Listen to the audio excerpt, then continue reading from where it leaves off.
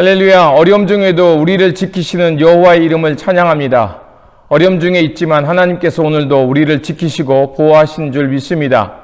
이 예배 자리에 함께 하신 여러분들 주님의 이름으로 진심으로 환영하며 우리 2021년도 1월 17일 주연절 둘째 주 예배를 시작하도록 하겠습니다. 우리 다 같이 조용히 기도하겠습니다.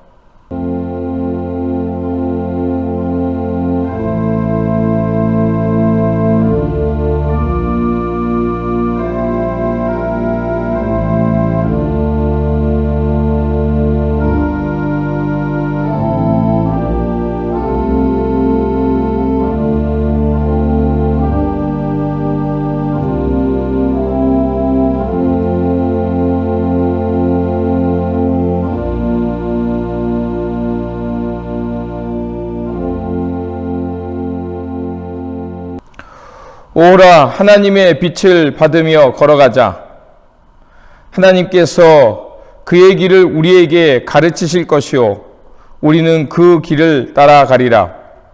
전능하신 하나님, 모든 헛되고 죄된 세상으로부터 우리의 마음을 정결케 하시고 하나님을 경외하는 마음으로 예배드리게 하옵소서. 하나님께서는 예수 그리스도를 통하여 하나님의 사랑과 평화를 우리에게 전해 주셨습니다. 하지만 우리는 그 사랑과 평화를 누리지 못했습니다. 주님, 우리를 불쌍히 여겨주시고 주님의 자비와 긍휼하심 속에서 용서해 주시옵소서. 그리고 이 예배를 통하여 모든 죄에서 용서함을 받고 하나님 앞에서 온전케 되어 하나님의 부르심에 합당한 삶을 살게 하여 주시옵소서. 우리 구주 예수 그리스도의 이름으로 기원하옵나이다. 아멘. 찬송가 35장입니다.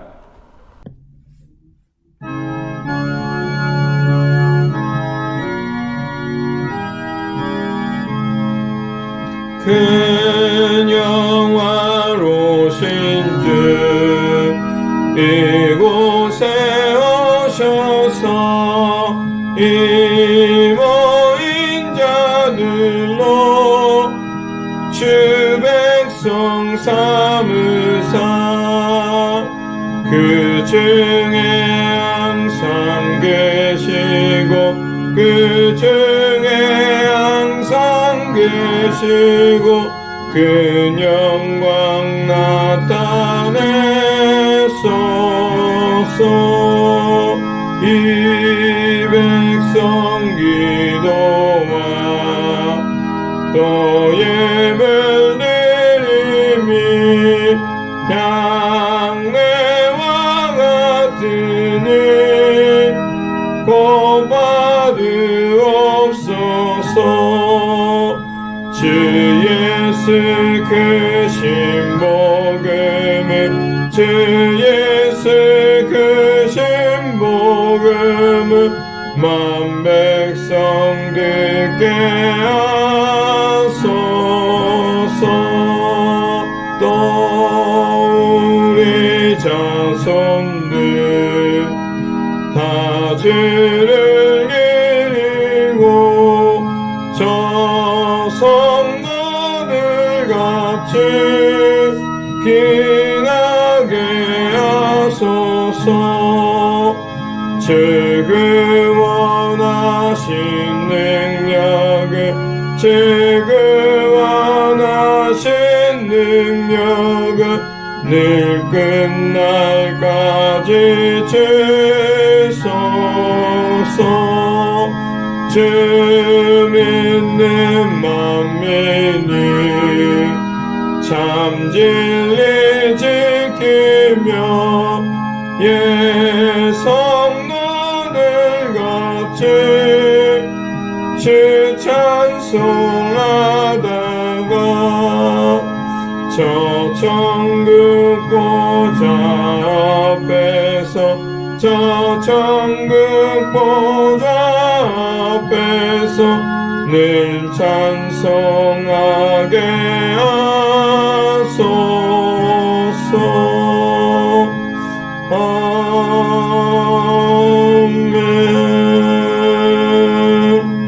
성시교독은 시편 139편 1절에서 6절, 13절에서 18절입니다. 마지막 절 18절은 함께 읽도록 하겠습니다. 여호와여, 주께서 나를 살펴보셨으므로 나를 아시나이다.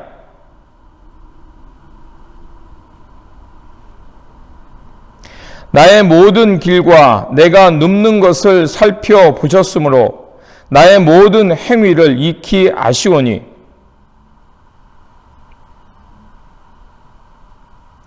주께서 나의 앞뒤를 둘러싸시고 내게 안수하셨나이다.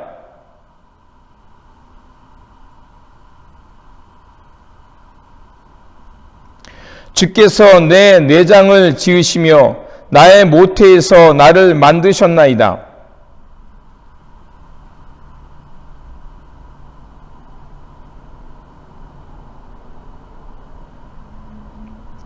내가 은밀한 데서 지음을 받고 땅의 깊은 곳에서 기이하게 지음을 받은 때에 나의 형체가 주 앞에서 숨겨지지 못하였나이다.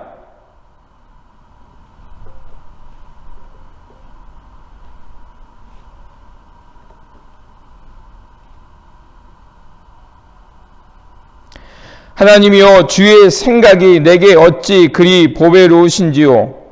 그 수가 어찌 그리 많은지요. 내가 세려고 할지라도 그 수가 모래보다 많도소이다. 내가 깰 때에도 여전히 주와 함께 있나이다. 아멘. 우리 다 같이 사도신경으로 우리의 신앙을 고백하도록 하겠습니다. 나는 전능하신 아버지 하나님, 천지의 창조주를 믿습니다. 나는 그의 유일하신 아들 우리 주 예수 그리스도를 믿습니다.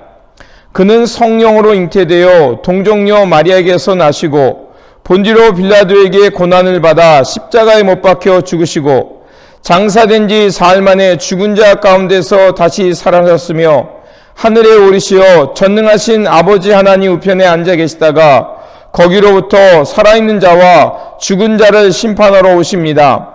나는 성령을 믿으며 거룩한 공교회와 성도의 교제와 죄를 용서받는 것과 몸의 부활과 영생을 믿습니다. 아멘. 공동기도문으로 함께 기도하도록 하겠습니다. 태초에 혼돈과 공허 가운데 생명을 창조하신 하나님, 독생자 예수 그리스도를 통해 구원의 신비를 허락하시고 그 약속 가운데 살게 하시니 감사를 드립니다. 우리에게 셀 수 없는 복과 구원의 길을 열어주신 주님의 생명의 빛을 세상 것으로 인해 잃어버리고 분주하게 살 때도 있었습니다. 저희의 이러한 모습을 주님 앞에서 회개하오니 용서하여 주시고 성령으로 새롭게 빚어 주옵소서. 지금 우리가 소유하고 있는 것들이 결코 영원하지 않음을 깨닫고 오직 우리의 미래를 주님께만 맡기며 살게 하옵소서. 이 세상에 구원자로 오신 예수 그리스도의 섬김과 순종을 따라 낯선 곳으로 얼굴을 돌려 고통받는 자들의 신음에 함께하며 그들의 이웃이 되어 살게 하옵소서. 지금은 우리가 제한적이고 임시적인 삶의 방식으로 살아가지만 영원한 생명의 주인이신 하나님의 통치 안에 있음을 믿습니다. 우리를 위해 십자가를 지신 예수 그리스도의 사랑을 받으며 우리보다 우리를 더 잘 아시는 성령의 위로와 인도하심 속에서 생을 살게 하옵소서. 매일의 삶이 살아있는 예배가 되기 원하오니 우리를 당신의 강한 팔로 붙들어 주옵소서. 예수 그리스도의 이름으로 기도드립니다. 아멘. 위로의 말씀을 드리겠습니다. 위로의 말씀은 고린도 후서 5장 17절입니다. 그런즉 누구든지 그리스도 안에 있으면 새로운 피조물이라. 이전 것은 지나갔으니 보라 새 것이 되었도다. 아멘. 찬송가 528장입니다.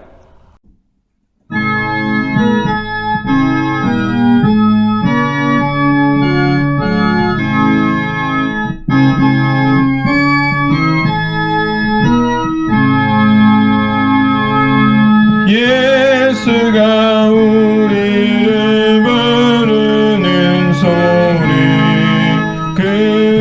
백성 부르러와 문 앞에 나와서 사면을 보며 우리를 기다리네. 오라 오라 방황치 말고 오라 죄 있는 자들아 이리로 오라 주 예수 앞에 오라 간절히 오라고 부르실 때에 우리는 지체하랴. 주님의 은혜를 왜 아니 받고 못 들은 채 하려나. 오라 오라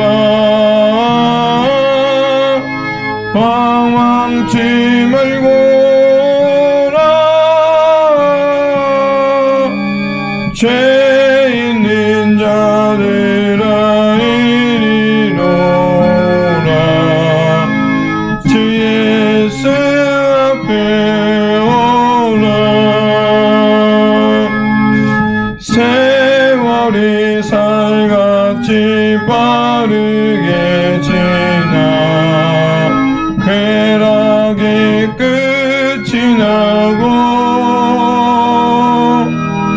사망의 그늘이 너와 내 앞에 들리며 가리우네.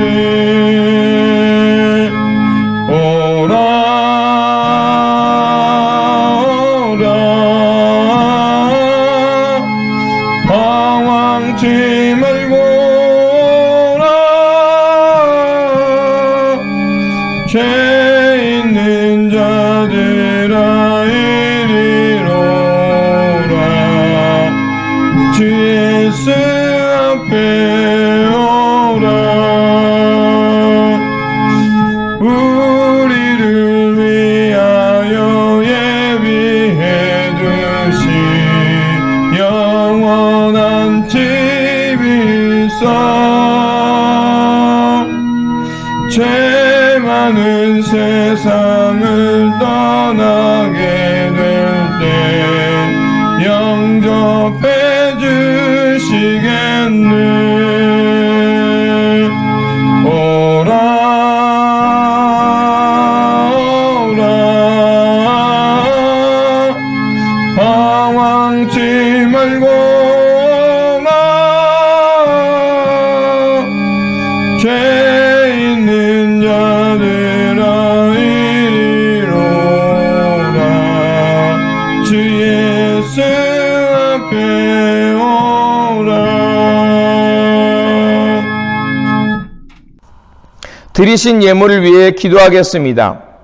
사랑의 하나님, 공허와 혼돈 속에 빛을 창조하셔서 우리로 길을 잃지 않고 주님을 따라 살게 하시니 감사를 드립니다. 새로이 시작된 이 한 해를 성령의 인도하심 속에서 주님의 뜻을 따라 바르게 순종하며 살게 하옵소서. 내려주신 은혜에 감사하여 예물 드리니 기쁘게 받아주시고 이 땅에 천국 복음을 전하는 일에 사용하여 주옵소서. 그래서 이 예물이 쓰여지는 곳에 하나님 나라의 생명과 평화가 흘러 넘치게 하옵소서. 부리신 사명에 충성을 다하는 베델의 공동체를 지켜주시고 보냄을 받은 곳에서 빛과 소금의 역할을 잘 감당하며 이 땅에 하나님 나라를 이루어가는 일에 앞장서는 주님의 공동체 되게 하여 주시옵소서. 우리 삶 가운데 오셔서 생명과 구원의 빛으로 오신 우리 구주 예수 그리스도의 이름으로 기도드립니다. 아멘. 성경 말씀은 요한복음 1장 43절에서 51절입니다. 제가 봉독하도록 하겠습니다. 이튿날 예수께서 갈릴리로 나가려 하시다가 빌립을 만나 이르시되 나를 따르라 하시니 빌립은 안드레와 베드로와 한 동네 벳세다 사람이라. 빌립이 나다네엘을 찾아 이르되 모세가 율법에 기록하였고 여러 선지자가 기록한 그 일을 우리가 만났으니 요셉의 아들 나사렛 예수니라. 나다네엘이 이르되 나사렛에서 무슨 선한 것이 날 수 있느냐? 빌립이 이르되 와서 보라 하니라. 예수께서 나다네엘이 자기에게 오는 것을 보시고 그를 가리켜 이르시되 보라, 이는 참으로 이스라엘 사람이라. 그 속에 간사한 것이 없도다. 나다나엘이 이르되 어떻게 나를 아시나이까? 예수께서 대답하여 이르시되 빌립이 너를 부르기 전에 내가 무화과 나무 아래 있을 때에 보았노라. 나다나엘이 대답하되 랍비여, 당신은 하나님의 아들이시요 당신은 이스라엘의 임금이로소이다. 예수께서 대답하여 이르시되 내가 너를 무화과 나무 아래에서 보았다 함으로 믿느냐? 이보다 더 큰 일을 보리라. 또 이르시되 진실로 진실로 너희에게 이르노니 하늘이 열리고 하나님의 사자들이 인자 위에 오르락 내리락 하는 것을 보리라 하시니라. 아멘. 어려움 가운데서도 믿음을 지키며 하나님을 예배하시는 여러분들께 주님이 주시는 평안과 기쁨이 늘 충만하시기를 바랍니다. 어려움 중에 있지만 여러분 열심히 영적 생활 또 믿음 생활 하시면서 이 믿음 잘 지켜가시기를 부탁을 드립니다. 교회 소식을 전하겠습니다. 뉴 노멀 시대의 청지기 세미나가 지난주부터 시작되었죠. 우리 목요일 날 계속해서 우리 세미나가 있습니다. 이 영상 잘 참고하시기를 부탁을 드리고 또 신앙 성숙에 큰 도움이 되시기를 바랍니다. 그리고 영상은 매주 목요일에 올리도록 하겠습니다. 기도하겠습니다. 사랑과 은혜가 충만하신 하나님, 이 시간 주님의 말씀 앞으로 가오니 하늘을 여시어 성령으로 임재하여 주시옵소서. 그래서 말씀을 통하여 혼돈 속의 질서를 어두움 가운데 빛이 임하여 하나님과 함께 호흡하며 생명과 진리 가운데 살게 하여 주시옵소서. 우리 구주 예수 그리스도의 이름으로 기도드립니다. 아멘. 오늘 본문은 예수님께서 두 제자를 부르셔서 제자로 삼으시고 그들에게 소명과 계시를 주시는 말씀입니다.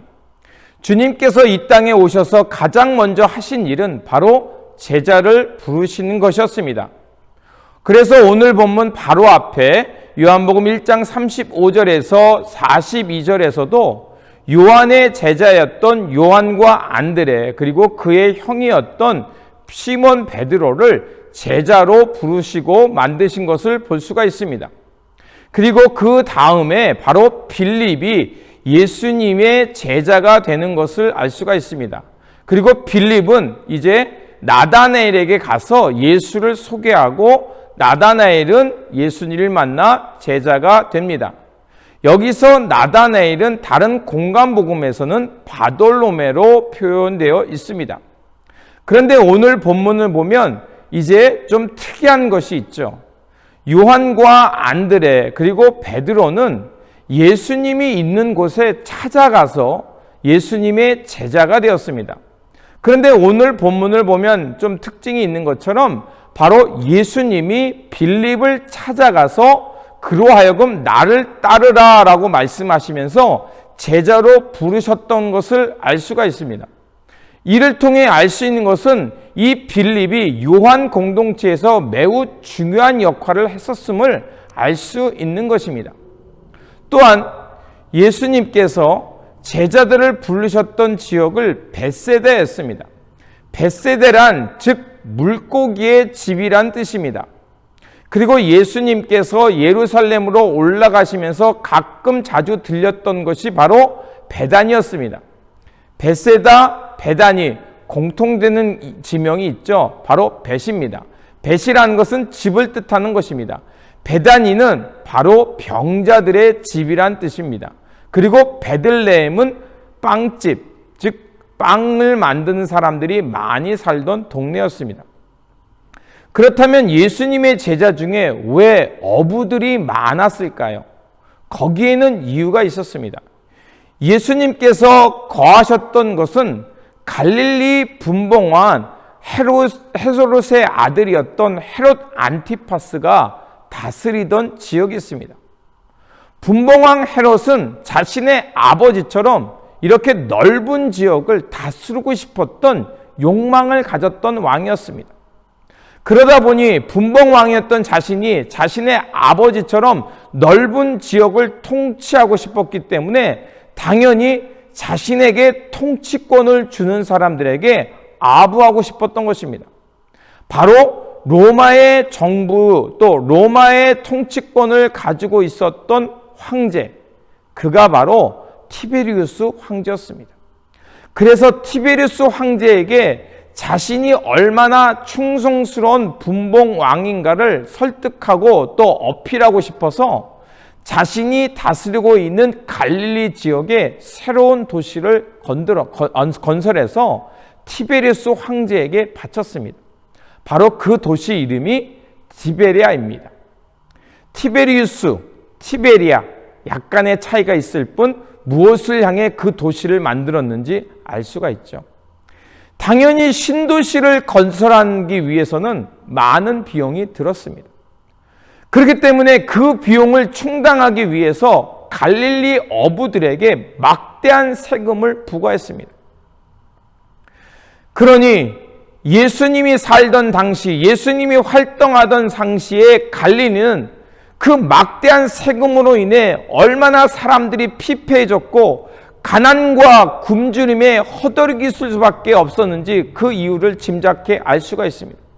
그래서 예수님께서 오병이어의 기적을 베푸신 것도 바로 디베랴 바다 건너편이라고 표현하고 있습니다.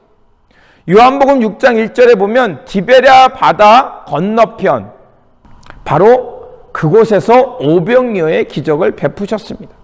그리고 요한복음 21장에 이제 물고기를 잡으러 갔던 베드로와 여러 제자들을 다시 불렀던 그곳을 갈릴리 호수라고 얘기하지 않고 디베랴 호수라고 얘기하는 것을 알 수가 있습니다.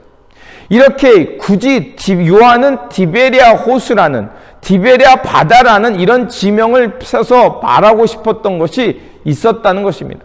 바로 그만큼 이 갈릴리 호수 주변이 얼마나 피폐되고 절망과 가난의 땅이었는지를 요한은 이렇게 말하고 있는 것입니다.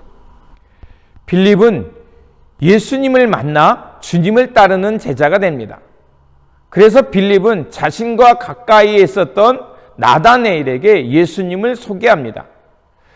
빌립이 나다네엘에게 예수님을 소개할 때 요셉의 아들 나사렛 예수라고 소개합니다. 빌립의 소개를 들었던 나다네엘은 예수가 나사렛 출신이라는 이 이야기를 듣자 매우 냉소적인 발언을 합니다. 나사렛에서 무슨 선한 것이 나겠냐고 이렇게 냉소적인 그 이야기를 합니다. 그가 그렇게 했던 것은 나사렛이라는 동네가 얼마나 척박하고 볼품없는 동네였다는 것을 짐작할 수 있습니다. 그래서 빌립은 나다네엘에게 예수님을 소개하는 매개자 역할을 한 것이었습니다. 그렇습니다. 성서에서 어떤 것을 그래서 빌립은 나다네엘에게 예수님을 소개하는 매개자 역할을 한 것이었습니다. 이렇게 성서에서 무엇인가를 드러내는 매개자 역할을 하는 것을 표적 혹은 표징, 세메이온, 즉 영어로는 사인이라고 말합니다. 이 사인의 목적은 무엇인가를 가리키는 것이 목적입니다. 그래서 요한복음에는 많은 표징들, 표적, 세메이온들이 많이 나오는 것을 볼 수가 있습니다. 그래서 요한복음의 다른 별명은 바로 표적의 책이라는 별명이 붙기도 합니다. 예수님을 하나님의 어린 양이라고 표현했던 말씀이 바로 1장 29절에서도 나오고요. 또 하나님의 아들이라고 세례자 요한이 증언했던 것이 등장하는 것을 볼 수가 있습니다. 그래서 세례자 요한은 바로 예수님을 드러내는 표적의 역할을 잘하는 모범적인 하나의 예라고 할 수 있습니다. 또한 앞에서 언급했던 우리 1장 35에서 37절에 그 안드레가 바로 자기 형인 시몬 베드로를 데려오는 것, 바로 그가 바로 이런 표징의 역할을 잘 했던 것임을 알 수가 있습니다. 사람은 이런 표적을 통해서 하나님의 뜻을 알 수 있기 때문에 요한은 이런 많은 표적들을 혹은 표징들을 얘기하고 있는 것입니다. 그래서 앞에서 말씀드린 대로 오병이어의 이런 기적 또한 바로 예수님이 생명의 떡, 우리로 하여금 하나님의 생명을 얻게 하는 매개자인 것을 설명하기 위해 이런 기적들을 많이 이야기한 겁니다. 그래서 요한복음 마지막 부분인 거의 20장에서 보면 이 복음서를 쓴 이유가 바로 예수님이 하나님의 아들이심을 믿게 하려는 것이 이 표적의 목적이고 이 복음서의 목적이라고 그 목적을 분명하게 밝히고 있는 것을 알 수가 있습니다. 그렇습니다. 이러한 표적을 통해서 세상으로 하여금 예수님을 더욱 잘 알게 하고 또 예수님의 제자가 되어서 하나님의 생명 가운데 살게 하기 위해서 바로 이 요한복음이 쓰여졌음을 우리가 알 수 있는 것입니다.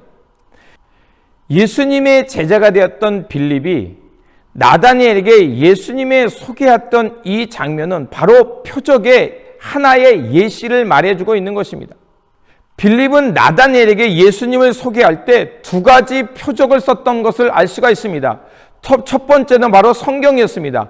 모세의 율법과 선지자의 기록이라는 이 약속의 말씀을 하나의 표징으로 제시했고요. 두 번째는 예수님이 나사렛 출신이며 요셉의 아들이라는 이 부연 설명으로 예수님을 소개했던 것을 알 수가 있습니다. 그러자 나다니엘은 빌립의 말을 단번에 반박합니다.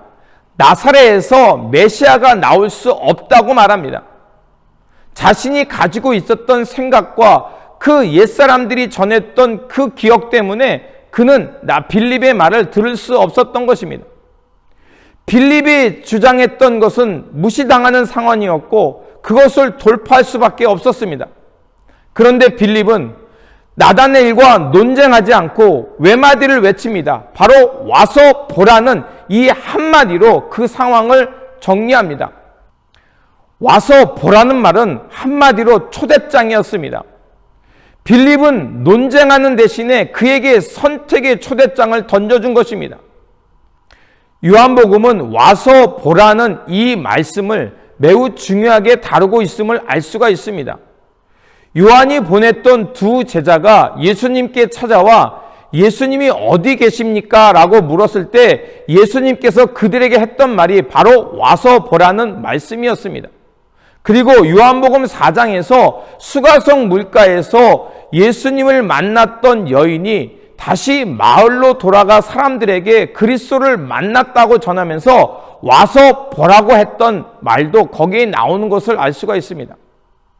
빌립을 향해 나를 따르라고 했던 이 말이나 빌립이 나다니엘에게 가서 와서 보라는 이 말은 같은 뜻임을 알 수가 있습니다. 매우 짧은 말이지만 매우 강력한 초청임을 알 수가 있습니다.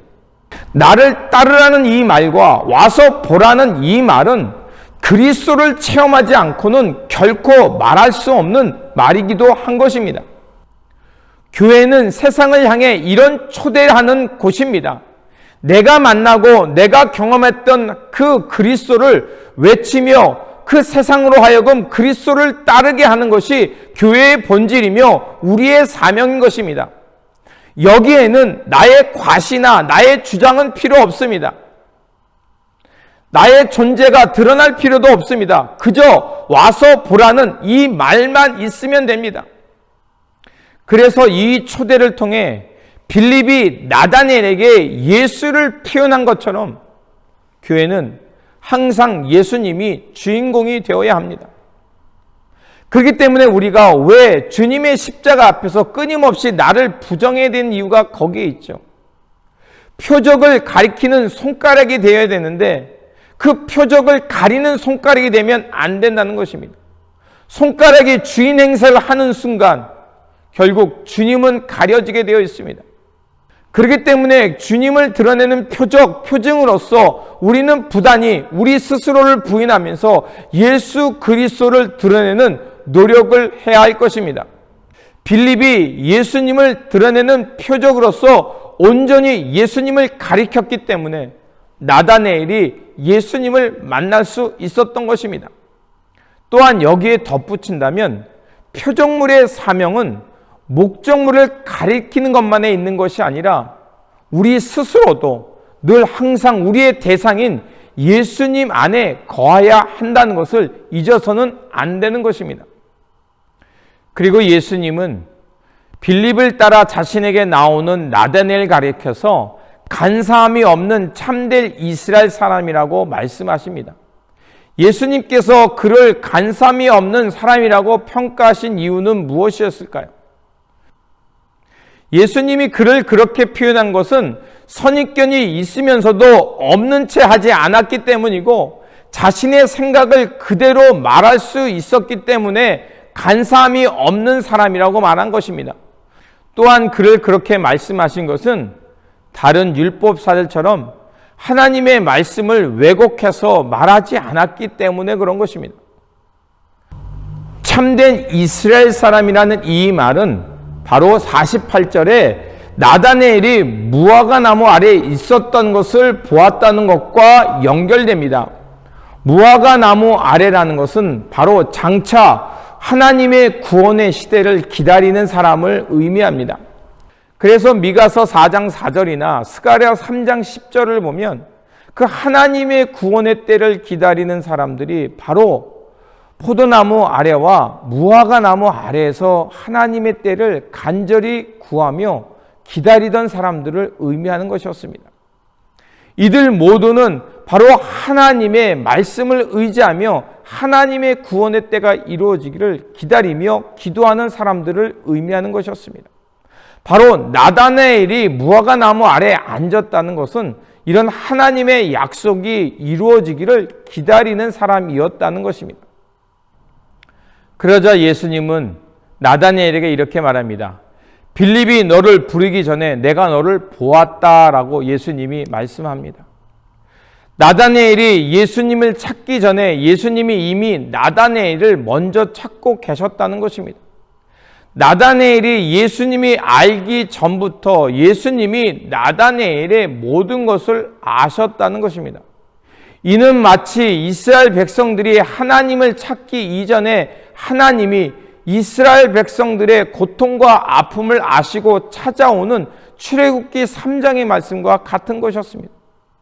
나다네엘이 나사렛 사람 예수님을 하나님의 아들이자 이스라엘의 임금으로 고백한다는 것은 바로 예수님이 자신보다 먼저 자신을 찾아오셨고 만나주셨던 분임을 말하고 있는 것입니다.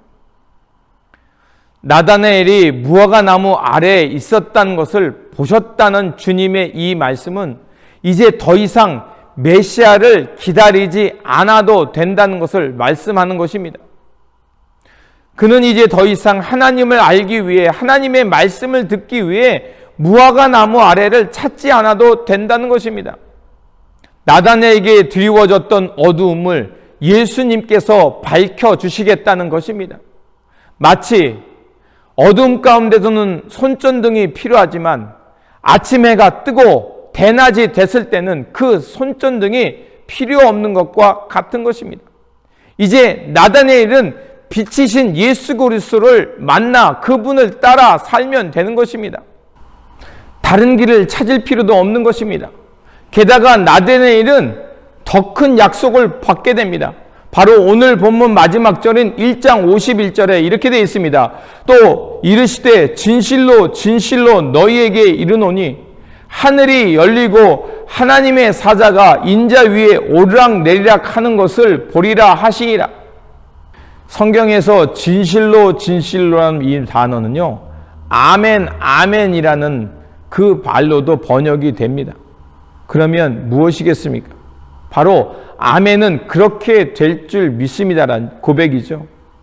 이 얘기는 예수님을 통해서 하늘이 열리고 하나님의 천사가 예수님 위에 오르락내리락하는 것을 보는 것을 경험하게 된다는 것입니다. 이 말씀은 바로 창세기 28장에 야곱이 형의 위협을 핑해서 하란 땅으로 가던 도중에 바로 베델, 하나님을 만났던 사건을 의미합니다. 야곱에서 그 광야는 아무것도 기대할 수 없는 절망의 상황이었습니다.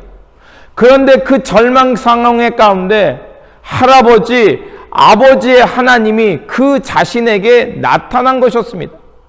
하나님이 그와 함께 하시고 또 그를 위로하시는 하나님을 경험하게 된 것입니다. 이제 그가 꿈에서 깨고 보니 하나님은 자신이 서 있는 그 어느 곳에서나 오르락내리락 하시면서 만나주시는 분, 함께 하시는 분임을 보게 된 것입니다. 야곱이 이렇게 하나님과 만나고 하나님과 화해가 이루어지자 그의 인생은 달라졌습니다. 이제 그는 훔치고 속이고 경쟁하는 인생에서 벗어나서 이제 하나님과 평화를 이루며 화해자의 삶을 살았던 것을 알 수가 있습니다. 이처럼 예수님을 만나면 하나님이 하늘에만 계신 것이 아니라 우리가 서 있는 이곳에 계시는 하나님을 경험하게 되는 것입니다. 자신의 삶에 찾아와 주시고 자신의 어둠을 물리쳐 주시는 그 하나님을 경험하게 될 때 우리는 어둠과 절망 가운데 있는 사람들에게 찾아가 이 빛의 경험을 이야기하며 예수님께 와 보라는 이 초청을 하는 삶이 될 수 있는 것입니다. 그래서 상처 입고 어둠과 절망 가운데 있는 이들을 향해서 논쟁하고 선입관에 빠져 있는 사람들, 다른 무화과 나무 속에서 절망하며 탄식하는 사람들 가운데 가서 바로 예수님께 나오라는 표징되어 살 수 있는 것입니다. 그곳이 어디냐? 그것이 바로 베델입니다. 하나님의 집입니다. 바로 우리가 베델인 것입니다. 예수님을 만나 하나님과 화해하고 하나님의 안에 평안을 누리며 살 수 있게 되는 하나님의 집인 것입니다. 더 이상 무화과 나무 아래에서 하나님의 때를 기다리는 사람이 아니라 이제는 그 하나님의 때가 이르렀음을 알리는 표징이 되어서 사람들로 하여금 예수께로 인도하는 표징, 사인되어 살아가는 것이 우리의 삶인 것입니다. 그래서 사도 바울은 우리의 몸을 또 우리가 살아가는 삶의 자리를 가리켜 성령이 거하는 전, 성전이라고 말을 하고 있습니다. 그래서 고린도전서 6장 19절 유명한 말씀이죠. 너희 몸은 너희가 하나님께로 받은 바 너희 가운데 계신 성령이 전인 줄을 너희가 알지 못하느냐? 그렇습니다. 우리가 예수 그리스도를 만나 하나님의 구원의 빛을 보고 하나님과 화해하며 살아가는 우리 자신이 하나님의 집, 성전이며 베델인 것입니다. 이 사실을 통해 우리는 두 가지를 알 수가 있습니다. 첫째는 하나님이 우리 안에 계시며 우리 안에 거하시는, 그래서 우리를 성전으로 만들어 주신다는 것입니다. 또 다른 하나는 주님과 한 몸이 된 우리는 뗄래야 뗄 수 없고 더 이상 다른 곳에 갈 필요도 없고 우리는 하나님과 함께 지어져가는 하나님의 거룩한 성전이라는 것입니다. 때로는 우리가 실패할 수 있고 때로는 세상 불의로 인해 넘어질 수도 있고 때로는 우리의 실수로 인해 눈물과 얼룩진 곳이 있지만 그러나 하나님은 그것을 회복하시고 화해하게 하셔서 하나님의 영광이 드러내는 거룩한 집 베델로 삼아 주신다는 것입니다. 그러면 우리는 늘 주님과 함께 어디든 갈 수 있습니다. 어디를 가든지 우리는 하나님의 거룩한 집 성전 되어서 베델 되어서 살아갈 수 있는 것입니다. 그렇기에 그리스도의 이 놀라운 사랑과 계시 가운데 부름받았기에 우리는 세상의 어떤 권세도 세상의 어둠도 우리를 주장할 수 없는 것입니다. 우리는 이처럼 놀라운 체험과 은혜가 함께하는 하나님의 집인 것입니다. 그렇다면 우리가 어떻게 해야 이 거룩한 하나님의 성전으로 하나님의 영광을 계속해서 드러내는 표징으로 살아갈 수 있을까요? 그 길을 사무엘장 3장은 우리에게 그 길을 가르쳐 줍니다. 사무엘장 3장을 보면 하나님께서 사무엘을 부르시는 말씀이 나옵니다. 그때 사무엘장 3장 1절에 3절은 이렇게 말하고 있습니다. 아이 사무엘이 엘리 앞에서 여호와를 섬길 때 여호와의 말씀이 희귀하여 이상이 흔히 보이지 않더라. 엘리의 눈이 점점 어두워져 가서 잘 보이지 못하는 그때에 그가 자기 처소에 누웠고 하나님의 등불은 아직 꺼지지 아니하였으며 사무엘은 하나님의 교회가 있는 여호와의 성전 안에 누웠더니 이렇게 말합니다.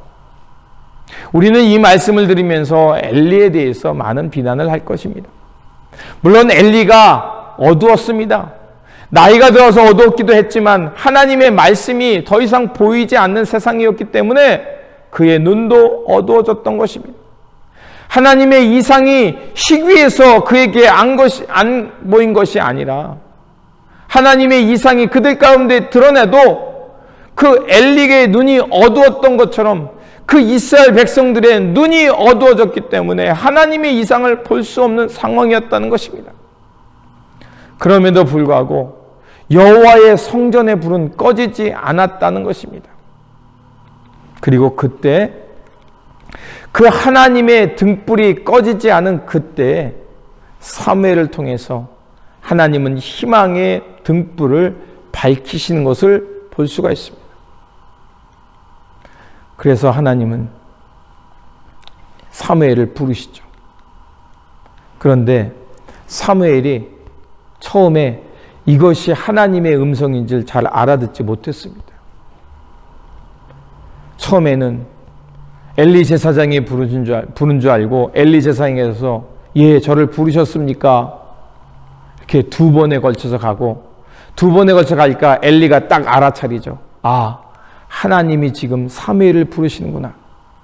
그래서 그에게 이렇게 가르쳐 줍니다. 이제 똑같은 음성이 들리거든. 예, 말씀하십시오. 주의 종이 듣겠나이다. 이렇게 하라고 가르쳐 줍니다. 엘리에 대해서 여러 가지 부정적인 이미지가 있는지 모르지만 그러나 엘리 제사장은 사무엘로 하여금 하나님의 음성을 들을 수 있도록 가르치는 역할, 표징의 역할을 잘 감당했던 것을 알 수가 있습니다.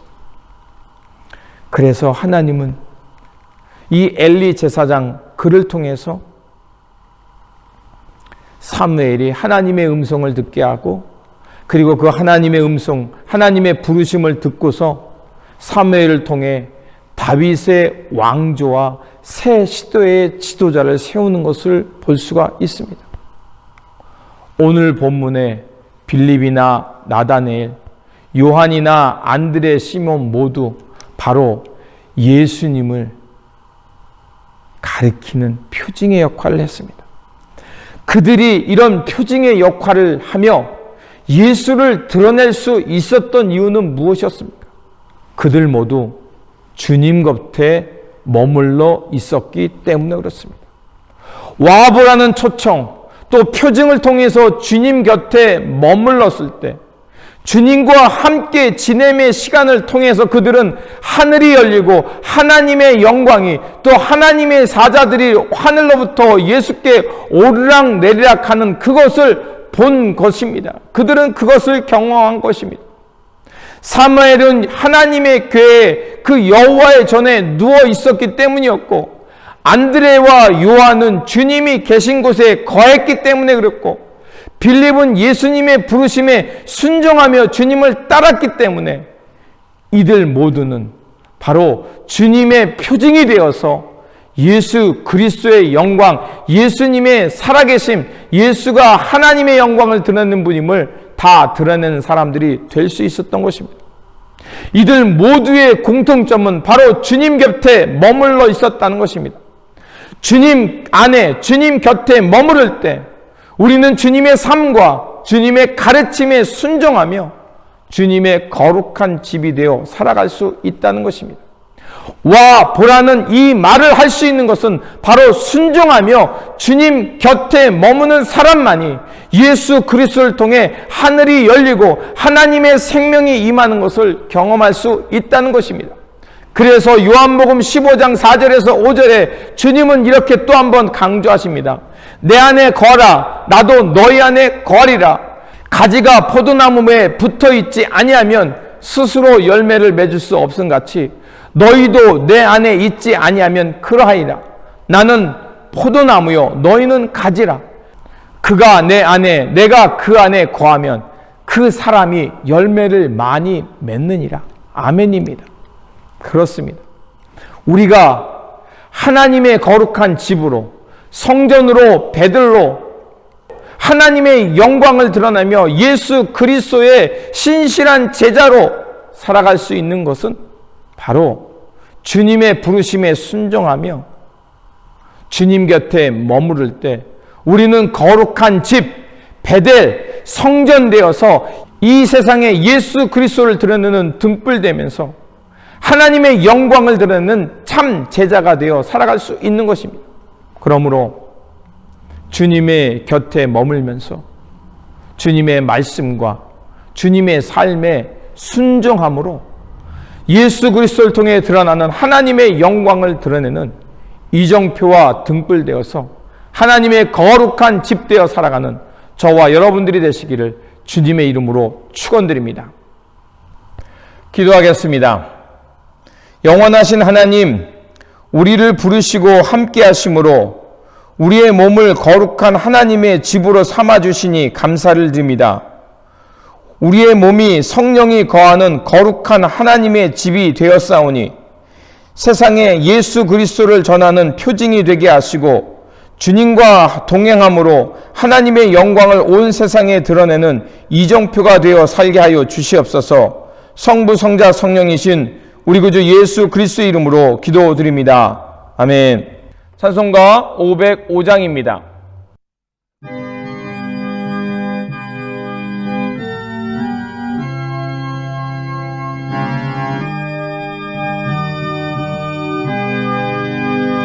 온 세상 위하여 나 복음 전하니 만 백성 모두 나와서 주 말씀 들으라.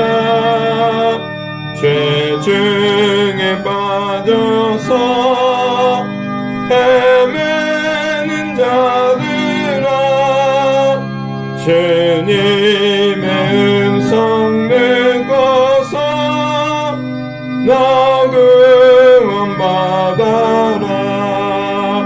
전하고 기도해 매일 증인 되리라. 세상 모든 사람 다 듣고 그 사랑 알도록 온 세상 위하여 이 복음 전하리. 저 죄인 회개하고서 주 예수 믿으라. 이 세상 구하려 주 돌아가신 것 나 증거하지 않으면 그 사랑 모르리. 전하고 기도해 매일 증인 되리라. 세상 모든 사람 다 듣고 그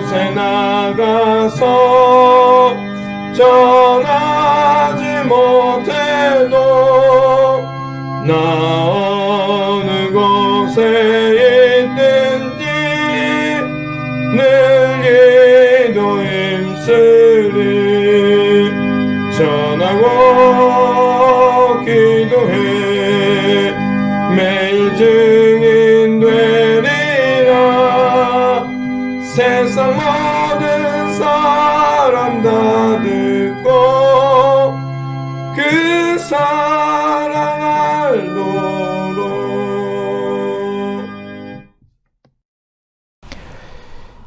이제는 우리 주 예수 그리스도의 은혜와 하나님 아버지의 극진하신 사랑하심과 우리 안에 계셔서 우리를 치유하시고 새롭게 하시는 성령님의 교통 감화하심이 오늘 주님의 말씀을 듣고 예수님의 부르심에 순종하여 하나님의 영광이 임하는 성전되어서 하나님의 영광을 세상 가운데 드러내며 살기로 결단하는 모든 성도님과 가정과 일터와 이 교회 위에 지금부터 영원토록 함께 하시길 간절히 축원하옵나이다.